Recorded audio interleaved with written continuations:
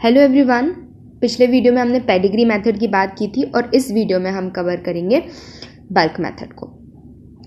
Bulk as the name suggest, bulk मतलब एक साथ इकट्ठा बहुत सारा सीड हार्वेस्ट कर लेना और उसे मिला देना, ये होता है हमारा बल्क सिंपली।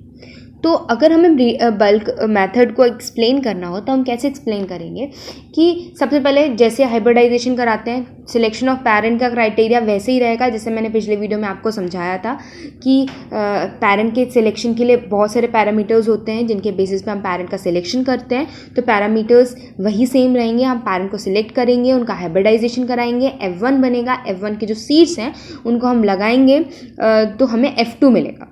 ठीक है, अब जो हमें F2 मिला तो F2 की जितनी भी प्रोजेनीज हमको मिली, F2 में ऑब्वियसली बात है सेग्रीगेशंस मिलेंगे, बहुत सारे सेग्रीगेंट्स मिलेंगे। आपने सारे सेग्रीगेंट को इकट्ठा हार्वेस्ट किया, सबको मिलाया, फिर नेक्स्ट जनरेशन में लगा दिया तो आपको F3 मिला। फिर F3 में भी आपने जब F3 की प्रोजेनीज आई तो उसमें भी सेग्रीगेशन मिला, तो F3 की भी सारी पॉपुलेशन को आपने लिया, सारे सीड्स को लिया, डिफरेंट प्लांट के थे ऑल दो को, बट आपने सारे प्लांट के सीड को एक साथ लिया, बल्क किया, फिर नेक्स्ट जनरेशन में लगा दिया। तो इसको हम कहते हैं F2 and subsequent generation harvested in mass and bulk. और ये कब तक करेंगे ये चीज़? एक पर्टिकुलर बल्किंग पीरियड तक। एक पर्टिकुलर बल्किंग पीरियड तक आपने ये चीज़ की और इसके बाद आपने इंडिविजुअल, जब आपको लगा कि आपकी पॉपुलेशन ऑलमोस्ट होमोजाइगस हो गई है ना, कांस्टेंट हो गई है, ठीक है, तो आपने उसमें इंडिविजुअल प्लांट सिलेक्शन लगाया और अपनी वैरायटी रिलीज की। अब बात आती है बल्किंग पीरियड कितना होना चाहिए, ड्यूरेशन कितना होना चाहिए इस बल्क का। तो ये बल्क हो सकता है आपका F6 से F30। अब देखो आप टाइम पीरियड देखो, F30 मतलब 30 साल तक आप ये बल्किंग पीरियड रख रहे हो, मतलब एक वैरायटी को रिलीज होने में कितना टाइम लग जाएगा। बल्किंग पीरियड ही 30 साल का है और उसके बाद आपको इंडिविजुअल प्लांट सिलेक्शन 4-5 साल करने पड़ेगा। तो 35 साल तक एक ब्रीडर एक मेथड में लगा रहा है एक वैरायटी को रिलीज करने के लिए, तो ये कितनी टाइम कंज्यूमिंग मेथड है। इसलिए ये इतनी प्रिवलेंट भी नहीं है, ज़्यादा लोग यूज़ नहीं करते इस मेथड को। पेडिग्री मेथड से बहुत सारी वैरायटीज़ निकली हैं बट बल्क मेथड से बहुत कम वैरायटीज़ निकली है। बात आती है जब ये मेथड इतनी टाइम कंज्यूमिंग है और इसमें इतना टाइम लग रहा है तो हम इसको यूज़ क्यों कर रहे हैं, या ये हमें पढ़ाई क्यों जा रही है, या इसको कंसीडर ही क्यों किया जा रहा है ना। तो कुछ तो ऐसे एडवांटेजेस होंगे जो इस मेथड में हैं जो दूसरी मेथड्स में नहीं है, जिसकी वजह से हम इस मेथड को पढ़ते हैं। तो हम इसके एप्लीकेशंस देखते हैं, उससे हमें समझ में आएगा कि इसकी यूनिक क्वालिटी क्या है। पहली बात तो आप ये याद रख लो कि जब ये जो मेथड है ये स्मॉल ग्रेन्स के लिए बहुत अच्छी होती है। Cereals, small millets, grain legume, oil seed, इन सब के लिए अच्छी होती है। सबसे मेन याद रखना, स्मॉल ग्रेन्स के लिए ये मेथड बहुत अच्छी होती है। इसके एप्लीकेशंस क्या क्या हैं? अब इसके एप्लीकेशन डिपेंड करते हैं ब्रीडर के ऊपर कि ब्रीडर चाहता क्या है, ब्रीडर का ऑब्जेक्टिव क्या है, उसका एम क्या है। उस ऑब्जेक्टिव और एम के अकॉर्डिंग आपकी बल्किंग मेथड होगी और ड्यूरेशन ऑफ बल्क होगा। ठीक है, अगर ब्रीडर को क्या चाहिए है, होमोजाइगस लाइन चाहिए है, तो वो शॉर्ट टर्म बल्क रखेगा, मतलब 6-7 जनरेशन तक ही बल्किंग पीरियड रखेगा और 7वें जनरेशन के बाद वो इंडिविजुअल प्लांट सिलेक्शन कर देगा।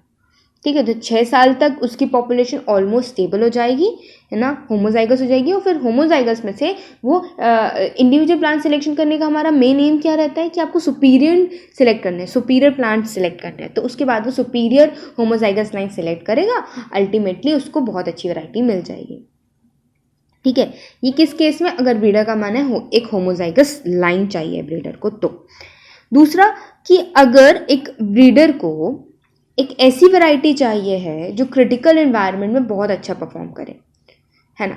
तो अगर ब्रीडर का एम ये है तो उसको क्या करना पड़ेगा, कब तक बल्किंग पीरियड रखना पड़ेगा? जब तक वो क्रिटिकल एनवायरनमेंट आ नहीं जाता।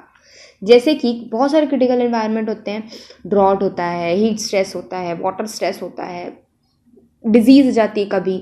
अब हर साल डिजीज़ नहीं आती बट कुछ ऐसी मतलब कभी कुछ ऐसी फेवरेबल कंडीशन आ जाती है, कुछ साल की डिजीज़ हो जाती है। तो उन क्रिटिकल कंडीशन में जो जीनोटाइप सर्वाइव किए, जो उस क्रिटिकल कंडीशन में भी खड़े रहे, उन जीनोटाइप में फर्दर सिलेक्शन करना है। तो वो क्रिटिकल पीरियड तक बल्किंग होती है, जब तक वो क्रिटिकल पीरियड नहीं आ जाता तब तक बल्किंग करते हैं, और जब वो क्रिटिकल पीरियड पास आउट हो जाता है तो फिर हम उन जीनोटाइप का इंडिविजुअल प्लांट सिलेक्शन कर लेते हैं, उसमें से सुपीरियर लाइन सिलेक्ट कर लेते हैं।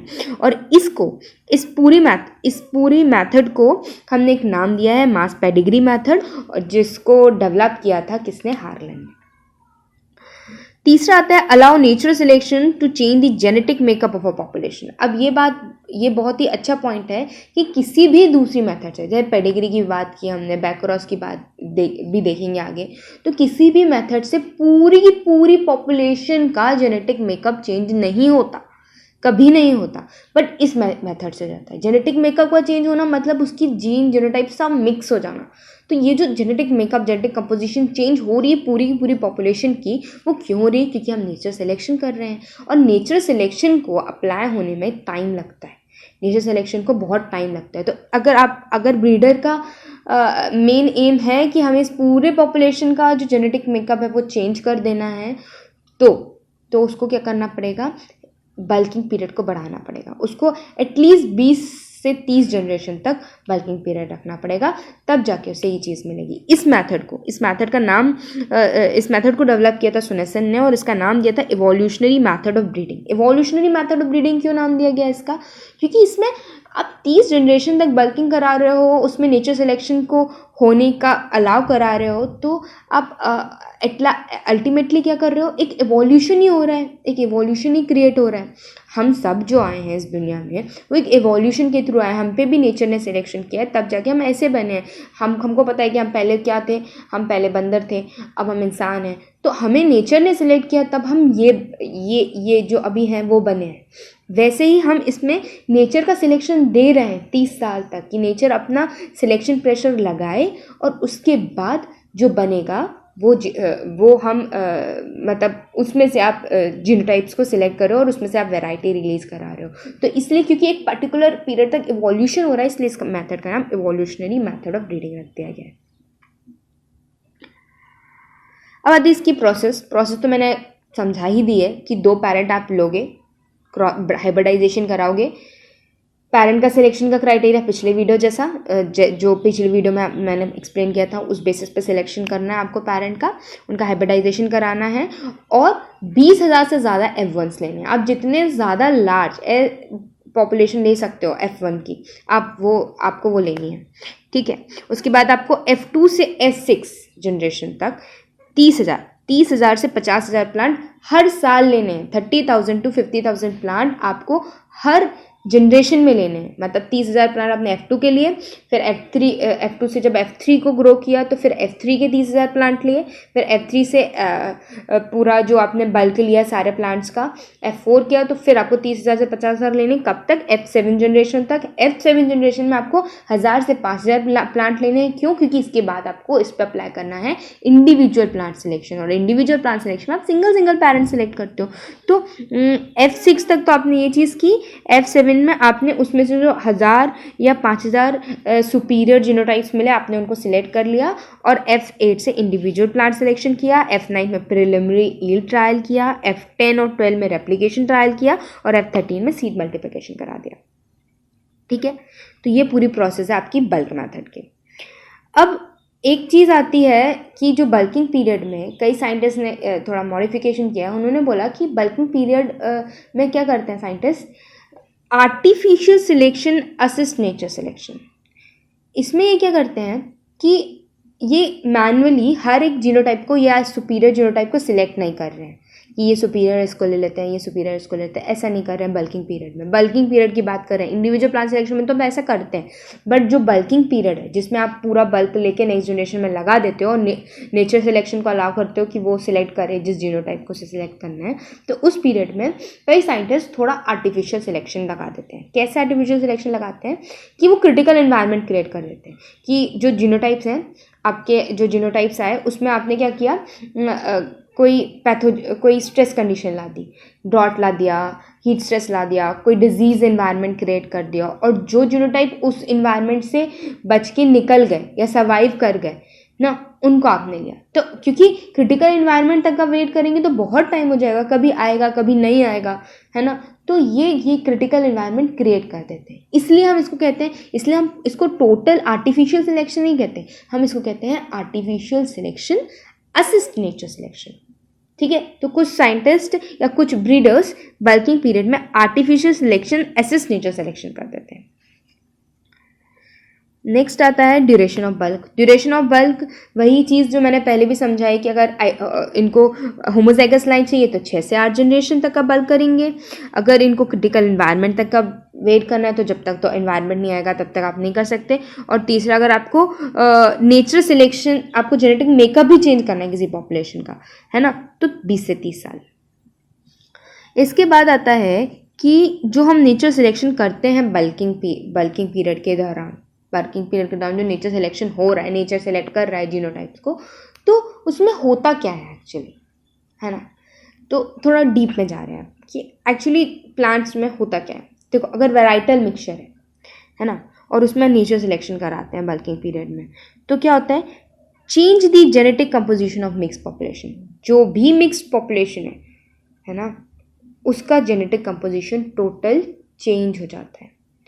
वहीं हाइब्रिड पॉपुलेशन में क्या होता है, जब नेचर सिलेक्शन होता है, तो अब क्योंकि हाइब्रिड कैसे बनी हुई है, दो पेरेंट के कंबाइंड कैरेक्टर एक में आए हैं, है ना, तो हाइब्रिड वैसे बनी हुई है कि F1 है और ये सेग्रीगेंट देगा नेक्स्ट जनरेशन में। तो जब हम इसमें नेचर सिलेक्शन अप्लाई करते हैं तो क्या होता है, frequency of specific gene change हो जाती है, परफॉर्मेंस जो है वो इंक्रीज हो जाती है। मतलब जैसे आप हाइब्रिड हर बार नेचर सेलेक्ट करता है तो नेचर सुपीरियर हाइब्रिड सी सेलेक्ट करता है, तो ऑब्वियस सी बात है कि जो हाई यील्डिंग सुपीरियर जीनोटाइप्स हैं या जो एग्रोनॉमिकली सुपीरियर जीनोटाइप्स हैं, वो सारों की परफॉर्मेंस जो हर एक नेक्स्ट जनरेशन में सुपीरियर जो जीनोटाइप्स हैं उनकी वैल्यूज़ बढ़ जाती है, क्योंकि एक बार आप सिलेक्ट करोगे तो पहली बार में आपको सुपीरियर जीनोटाइप्स मिलेगा, फिर उन सुपीरियर्स में से भी और नेचर सिलेक्शन लगाओगे तो उसके बाद भी और जो सुपीरियर्स हैं उनसे वो और मिलेंगे। ऐसे नेक्स्ट जनरेशन में आपको ज़्यादा से ज़्यादा सुपीरियर प्लांट मिलते जाते हैं। और फ्रिक्वेंसी इंक्रीज, मतलब यही चीज़ बोल रहे हैं कि superior progeny isolated from hybrid population जो सुपीरियर प्रोजेनी निकली उनका भी जो सुपीरियर है ना, वो मिलेगा आपको। तो nature selection during bulking period दो चीज़ करता है, जेनेटिक कंपोजिशन पूरी चेंज कर देता है अगर वैराइटल मिक्सचर होता है तो, और हाइब्रिड पॉपुलेशन होता है तो स्पेसिफिक जो जीन है उसकी फ्रिक्वेंसी बढ़ा देता है ना। और जो हाइब्रिड है और हाइब्रिड की पॉपुलेशंस है, उसकी प्रोजेनी है, उसमें भी जो सुपीरियर्स हैं उनकी परफॉर्मेंस को बढ़ाता है। तो अल्टीमेटली अगर इसको शॉर्ट में एक्सप्लेन करें तो nature selection affect both gene and genotype frequency. Gene की फ्रिक्वेंसी को भी अफेक्ट करता है और जीनोटाइप की फ्रिक्वेंसी भी। कुछ जीन की फ्रिक्वेंसी को प्रेफर करेगा, कुछ जीनोटाइप की फ्रिक्वेंसी को प्रेफर करेगा, ठीक है। और जितना ज़्यादा आप लेटर जनरेशन में जाते हैं, जितना ज़्यादा बल्किंग पीरियड बढ़ाते जाते हैं, उतना ज़्यादा सुपीरियर्स आपको मिलते हैं। ये आपका नेचर सिलेक्शन में होता है। ओके, नाउ मॉडिफिकेशन की बात करते हैं। अब कुछ मॉडिफिकेशंस की गई क्योंकि ये मेथड बहुत ज़्यादा टाइम कंज्यूमिंग, बहुत ज़्यादा ईयर्स लगते हैं इस मेथड को, तो अलग अलग साइंटिस्ट ने थोड़ा थोड़ा मॉडिफिकेशन किया है इस मेथड में। जैसे कि एक मॉडिफिकेशन इसमें हुआ है early generation selection. Early generation selection में क्या होता है कि आप F2 से F5, शुरुआत में आप 20,000 से ज़्यादा प्लांट ले रहे थे, अभी हमने पहले बात की, तो उसी टाइम 20,000 से ज़्यादा ना लेके सिर्फ 1,000 से 5,000 प्लांट सेलेक्ट करो जो कि सुपीरियर है, ठीक है।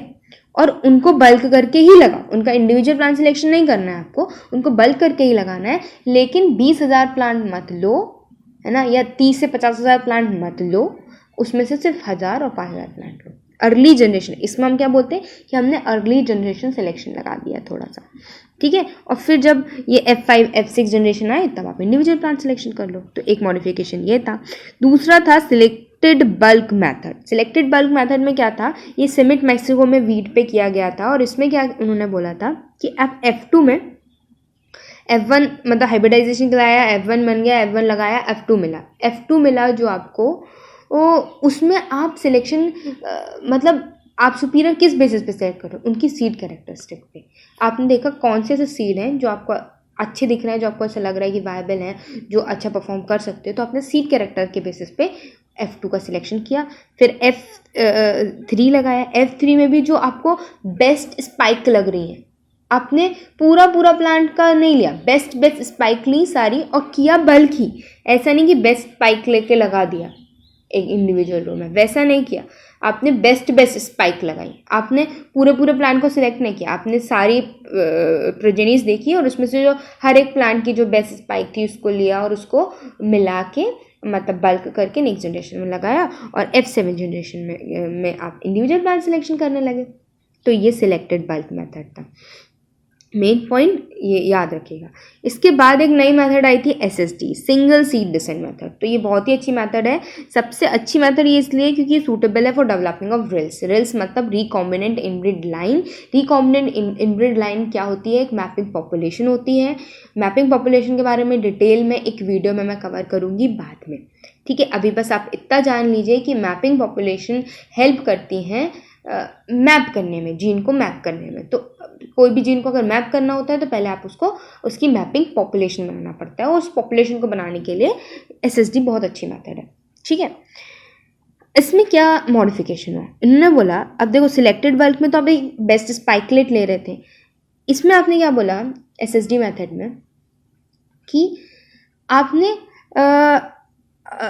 मतलब सिंगल सीट लिया F2, जैसे आपने हाइब्रिडाइजेशन कराया F2 लिया, F1 को शो किया, F2 मिला और F2 में आपको जितने भी सेग्रीगेंट मिले आपने सबका एक सीट सेलेक्ट कर लिया, एक सीट सेलेक्ट किया और उसको फिर नेक्स्ट जनरेशन में मतलब बल्क किया। हर एक प्लांट का एक सीट सेलेक्ट करके बल्क किया, फिर नेक्स्ट जनरेशन में लगाया। ऐसे अब F5 जनरेशन तक करना है आपको। इससे क्या है, आपकी पूरी F2 ले रहे हो आप, मतलब आपका कोई प्लांट ऐसा जा नहीं रहा कि आपको हर एक जीनोटाइप मिल रहा है अपनी पॉपुलेशन में, है ना, कुछ लॉस्ट नहीं हो रहा, समझ लो। तो फिर F5 से F6 जनरेशन में आपने इंडिविजुअल प्लांट सिलेक्शन किया। इंडिविजुअल प्लांट सिलेक्शन और सिंगल सीड में डिफरेंस समझना। सिंगल सीड में आप पूरी पॉपुलेशन में से हर एक प्लांट का सिंगल बेस्ट सीड ले रहे हो, उसको बल्क कर रहे हो। और इंडिविजुअल प्लांट सिलेक्शन में आप एक इंडिविजुअल प्लांट के पूरे सीड ले रहे हो और एक सिंगल रो में लगा रहे हो, ठीक है। तो ये डिफरेंस समझना। आप इस मेथड में आप क्या कर सकते हो, एक चीज़ और कर सकते हो, 2-3 जनरेशन में आप ऑफ सीजन नर्सरी में भी लगा सकते हो इनको, ठीक है। क्योंकि एक साल में आप एक ही जनरेशन ले पाओगे ऐसे ना। तो अगर आपको चाहिए तो आप क्योंकि सीड कम रहेंगे, है ना। अगर आप ऐसे बल्क मेथड देखो तो 30,000 सीड 50,000 सीड कैसे मेंटेन करोगे? नर्सरी में नहीं लगा सकते आप, इसको फील्ड में ही लगाना पड़ेगा। लेकिन सिंगल सीड अगर आपने लिया तो कितना लगा, थोड़ा बहुत, तो उसको आप नर्सरी में लगा सकते हो, ऑफ सीजन भी लगा सकते हो, है ना। तो ये एडवांटेज हो जाता है इसका। अब इसका मेन फीचर क्या है? ऐसा करने से मेन 2 फीचर होते हैं। देखो, lack of selection till F5 to F6। F5 to F6 आपको ज़्यादा सिलेक्शन करना नहीं होता, ठीक है, कि कौन सा प्लांट सेलेक्ट करें, कौन सा सुपीरियर सेलेक्ट करें, कौन सा नहीं करें, कुछ नहीं। आपने हर एक प्लांट का एक सिलेक्ट कर लिया तो आपने ऑलमोस्ट सब कुछ ही सिलेक्ट कर लिया, है ना। हर एक प्लांट का एक सीड सेलेक्ट किया तो आपने सब कुछ सिलेक्ट कर लिया, है ना। तो सिलेक्शन बहुत ज़्यादा नहीं लगता इसमें। दूसरा, each F2 is represented equally in the end population. ये पॉइंट याद रखना, हर एक F2 एंड पॉपुलेशन तक जा रहा है, क्योंकि हर बार आप सिंगल सीड ले रहे हो हर एक प्लांट का, तो हर एक F2 लास्ट तक पहुंच रहा है। ये 2 फीचर होते हैं। मैरिड इसकी बात करें तो मैरिड इसकी ये है कि advance generation with maximum possible speed, मतलब जल्दी एडवांस जनरेशन मिल रही है आपको, है ना। बहुत ज़्यादा टाइम भी नहीं लग रहा है और एडवांस भी हो रही जनरेशन और जल्दी भी मिल रही है ना। कम स्पेस लग रहा है, एफर्ट भी नहीं लगता है, लेबर भी नहीं लग रही है। ग्रीन हाउस में आप इसको इस्तेमाल कर सकते हो। और सबसे इम्पॉर्टेंट बात, आप पूरी F2 पॉपुलेशन को एंड तक रिटेन कर रहे हो।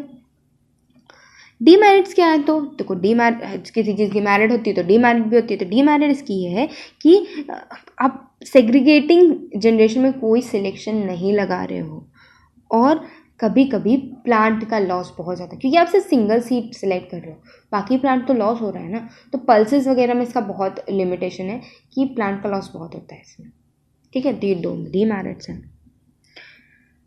ये थी एसएसडी की मेरिट डीमेरिट। अब हम बात करते हैं पूरी बल्क मेथड की मेरिट और डीमेरिट की। तो फटाफट रिव्यू ले लेते हैं। ये मेथड तो हमें सब समझ में आ ही गई है। तो सबसे पहली मेरिट है कि सिंपल है, कन्वीनियंट है, इनएक्सपेंसिव है। आपको कोई ब्रीडर जाके स्पेसिफिक स्किल नहीं लगाना, बस बल्क करना है, नेक्स्ट जनरेशन बनाना है, सिंपल है। आर्टिफिशियल सिलेक्शन इसमें असिस्ट कर रहा है नेचर सिलेक्शन को। नेचर सिलेक्शन जो है वो हो रहा है, तो जो सुपीरियर जीनोटाइप्स हैं वो ज़्यादा मिल रहे हैं। और ये याद रखना, superior genotype long term bulk की केस में, जब बल्किंग पीरियड ज़्यादा रखेंगे तब ज़्यादा अच्छा सुपीरियर मिलेगा as compare to short term bulk. Okay, ना कोई पेडिग्री रिकॉर्ड बनाना है, ना कुछ ज़्यादा अटेंशन देनी है। इसके अलावा ट्रांसग्रेसिव सेग्रीगेंट इससे बहुत ज़्यादा मिलते हैं, क्योंकि अब हर जनरेशन में सेग्रीगेंट मिल रहे हैं। अब कुछ नहीं, सिलेक्शन प्रेशर, बल्किंग पीरियड है अपना, है ना। तो एक तरीके से इस मेथड में ट्रांसग्रेसिव सेग्रीगेंट पेडिग्री के मुकाबले में ज़्यादा मिलते हैं।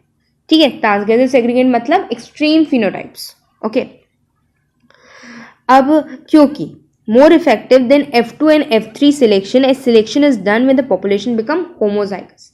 ठीक है, जब पॉपुलेशन F5 तक होमोजाइगस हो जाती है नेचर सिलेक्शन के थ्रू, उसके बाद आप इंडिविजुअल प्लांट सिलेक्शन लगा रहे हो, तो इससे ज़्यादा अच्छी जीनोटाइप्स आपको मिलेंगे।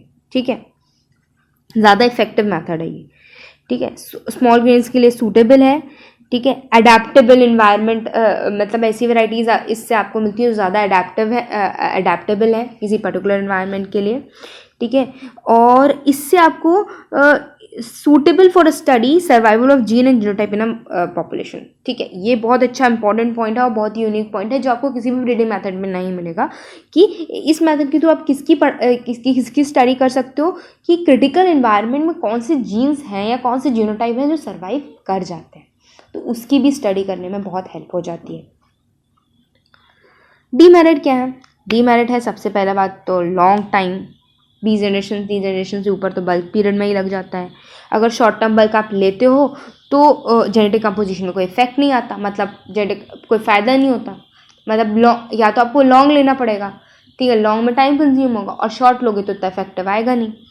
ठीक है, little opportunity for breeder breeder की स्किल के लिए कोई चांस ही नहीं है, नेचर सेलेक्ट कर रहा है सब कुछ। बहुत सारी प्रोजेनीज हो जाती है, लार्ज नंबर ऑफ प्रोजेनी, तो उसके लिए हैंडलिंग बहुत ज़्यादा डिफिकल्ट हो जाती है। इनहेरिटेंस का कोई भी इन्फॉर्मेशन नहीं होता, पेडिग्री रिकॉर्ड नहीं है, कैसे इन्फॉर्मेशन होगा कि किस प्रोजेनी का, और फिर आप बल्क कर रहे हो, आप इंडिविजुअल प्लांट भी नहीं ले रहे हो, तो आपको क्या पता है किस पेरेंट से कौन सा जीनोटाइप आया है ना, तो कोई इनहेरिटेंस का पैटर्न नहीं पता होता। Some cases nature selection act against agronomic desirable type. अब ये पॉइंट याद रखना कि हमेशा एग्रोनॉमिकली डिजायरेबल जीनोटाइप नहीं मिलने वाले हैं आपको। कई केस ऐसे भी होते हैं कि नेचर ऐसे जीनोटाइप्स को सिलेक्ट कर देता है जो हाईली अडेप्टेबल है। अडेप्टेबल है मतलब कि वो एनवायरनमेंट के लिए अच्छे हैं, बट वो तुम्हें ईल्ड ज़्यादा दें या कोई तुम्हारा एग्रोनॉमिकली, मतलब एग्रीकल्चर के लिए जो तुम्हारे इंपॉर्टेंट ट्रेट हैं उनमें भी अच्छे हों, ऐसा ज़रूरी नहीं है ना। तो ये याद रखना कि ये जो मेथड है ये हमेशा एग्रोनॉमिकली डिज़ायरेबल ट्रेट नहीं देती है। ओके, और इसमें देखो, आप ऑफ सीजन क्रॉप या ग्रीन हाउस में आप इसको लगा रहे हो, तो आप खुद ही सोचो कि अगर ऑफ सीजन ग्रीन हाउस में आपने लगाया किसी भी प्लांट को और उसको आप डायरेक्ट फील्ड में या मार्केट पर्पस के लिए यूज़ कर सकते हो? नहीं यूज़ कर सकते, क्योंकि उसने एक्चुअल इन्वायरमेंट का प्रेशर झेला ही नहीं है ना। तो ये चीज़ भी इसकी डीमेरिट में आती है। अचीवमेंट्स जो हुई हैं, बहुत कम अचीवमेंट्स हैं। एक तो कंपोजिट क्रॉस 2 बार्ले बना था, बार्ले ब्रीडिंग हुई थी, मेनली बार्ले में ही बल्क का काम हुआ है। ठीक है, तो यूएसए में बार्ले ब्रीडिंग के अंतर्गत कंपोजिट क्रॉस 2 बार्ले बना था। इसके अलावा एटलस और वॉगन का क्रॉस करा के बहुत सारी वैरायटी 7 जनरेशन तक वो किया था, तो बहुत सारी वैरायटीज़ हमको मिली थी इसके थ्रू।